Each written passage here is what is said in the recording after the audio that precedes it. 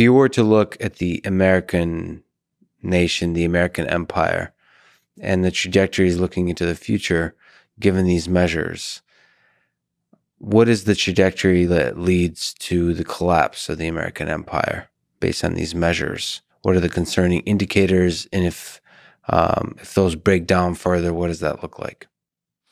Well, all of those indicators are concerning, maybe except for one, which is technology, the technology niche, although even in that area, the United States is improving at a slower rate than is China for various advantages that they have there. They put out about 8 times as many computer engineers. They have free data and so on.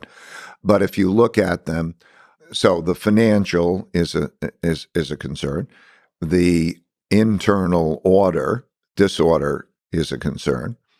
Then if you look at education levels, the United States is in many ways is losing its educational advantage. If you were to compare it with China, if you take general public education in the United States, it's deteriorated tremendously, even in comparison to developed countries. There are scores, PISA scores, and so on, and it's something like 38th in the world or something, and that was a big plunge. Average public education.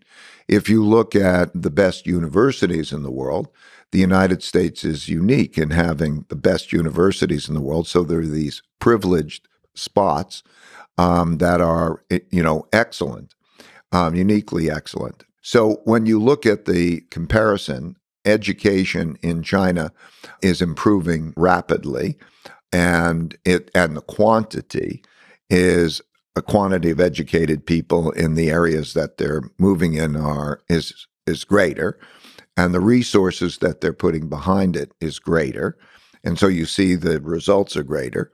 But it's sort of along the lines that I'm dealing with. If you were to follow through in terms of actual productions, I think in terms of technologies, there are some areas that the United States is in a lead at the moment. There's some areas that China's in a lead, but China's gaining very quickly.